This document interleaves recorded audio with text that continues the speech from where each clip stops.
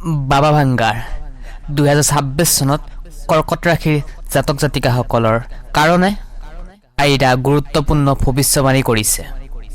বাবা ভাঙ্গাৰ এই মহান জ্ঞানী ভৱিষ্যবাণী যুগৰ পৰি যুগৰ নতুন বহুতেই ভৱিষ্যবাণী কৰি আহিছে।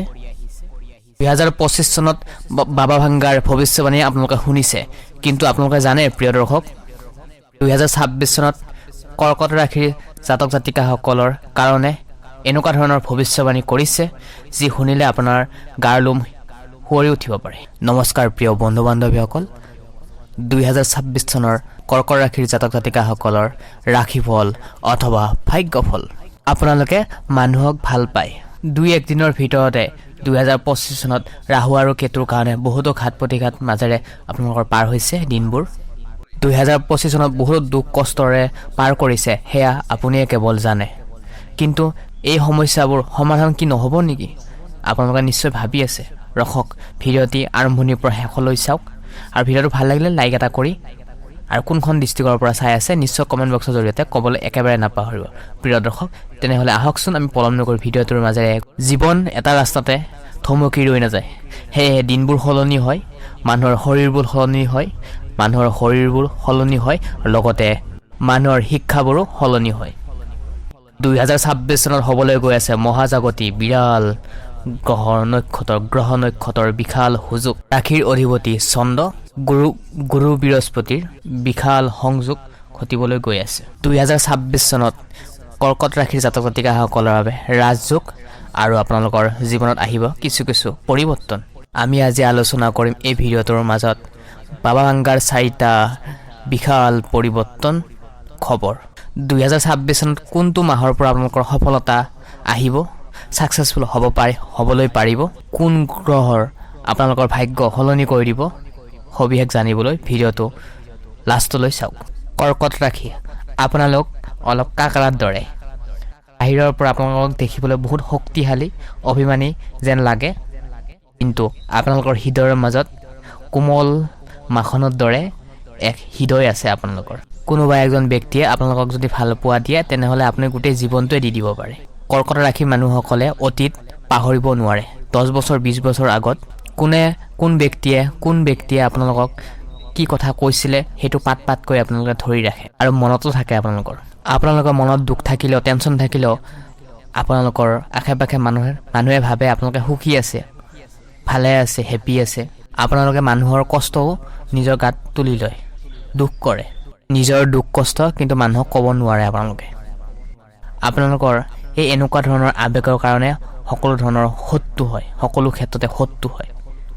বাবা ভাঙ্গাৰ 2026 চনত কৈছে জীৱনত ছাকচেছ হ'বলৈ নিজৰ দুখবোৰ পাহৰি, অতীতবোৰ পাহৰি নতুনকৈ জীৱনটো আৰম্ভণি কৰিলে সকলো মানুহে আমি আগবাঢ়ি যাবলৈ প্ৰেৰণা পাম, সাহস পাম। সেয়ে অতীত হৈ থাকিবলৈ দিয়ক, বাস্তৱটো ধুনীয়া কৰিবলৈ চেষ্টা কৰক, আহিবলগীয়া দিনবোৰ ধুনীয়া কৰিবলৈ চেষ্টা কৰক। 2026 চনত সকলোতকৈ আটাইতকৈ ভাল লগা কথাটো হৈছে দেৱগুৰু বৃহস্পতিৰ মাজে মাজে সময়ে কৰ্কট ৰাশিত প্ৰৱেশ থাকিব। তেতিয়াই আপোনালোকৰ আহিব লাইফলৈ টাৰ্ণিং পইণ্ট। মান সন্মান জ্ঞান লগতে পৰিয়ালত সুখ শান্তি ভাল থাকিব, যাৰ ফলত গুৰু বৃহস্পতিৰ কৃপা আপোনাৰ লগত থাকিব। এইটো এটা বহুতেই ভাল কথা। শনিদেৱে আপোনালোকৰ ভাগ্য আৰু কৰ্মৰ ক্ষেত্ৰত বহুতো নজৰ চাই আছে। সেয়েহে সঠিক সিদ্ধান্ত ডিচিশ্যন লৈ কাম কৰিবলৈ ওলাই যাওক। যোনে সত্যত থাকিব তেওঁলোকৰ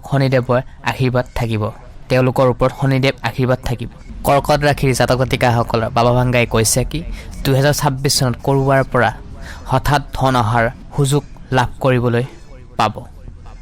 বৃহস্পতি গ্ৰহ আপোনাৰ ৰাশিত থকাৰ কাৰণে লটাৰী প্ৰাপ্তৰ যোগ দেখিবলৈ পোৱা যাব পাৰে। কৰ্কট ৰাশি মানে পৰিবাৰ, নিজৰ পৰিয়ালৰ সুখ শান্তি বজাই থাকিব 2026 চনটোত।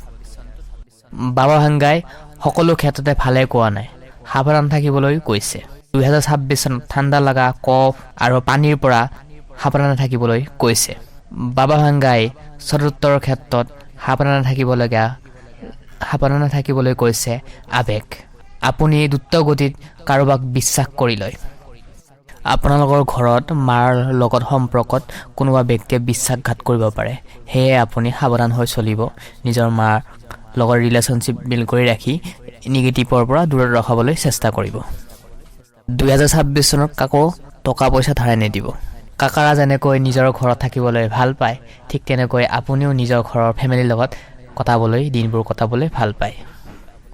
2026 চনত মোহ মায়াৰ পৰা দূৰত থাকি আপোনালোকে নিজৰ ভগৱানৰ কৃপাত বিলিভ ৰাখি কামবোৰ কৰিব। লাষ্টত আহিছে কেৰিয়াৰ। প্ৰিয় দৰ্শক, তাৰ আগতে জনাওঁ যে ভিডিঅ'টো চাই লাইক কৰা নাই তেনেহ'লে নিশ্চয় লাইক এটা কৰি দিব আৰু লগতে ভক্তি মনেৰে কমেণ্ট বক্সত ওম নমঃ শিৱায় নাম উচ্চাৰণ কৰিব। আৰু আপোনাৰ ৰাশিটো সম্পূৰ্ণ জীৱন বিশ্লেষণ ইতিমধ্যে আমাৰ ইউটিউব চেনেল প্লেলিষ্ট বনাই থৈ দিছোঁ, তাতে গৈ আপোনালোকে চাব পাৰে আপোনাৰ ৰাশি অনুযায়ী। প্ৰিয় দৰ্শক, তেনেহ'লে জানো আহকচোন 2026 চনত আপোনালোকৰ কেৰিয়াৰৰ ক্ষেত্ৰত বাবা ভাংগাই কি কৈছে। 2026 চনত কৰ্মৰ ক্ষেত্ৰত, কেৰিয়াৰৰ ক্ষেত্ৰত আপোনালোকে নিজে বছ হ'ব। কৰ্মৰ ক্ষেত্ৰত ভাল পোৱা ধৰণে আপুনি কামবোৰ কৰি আগবাঢ়ি যাবলৈ সক্ষম হ'ব।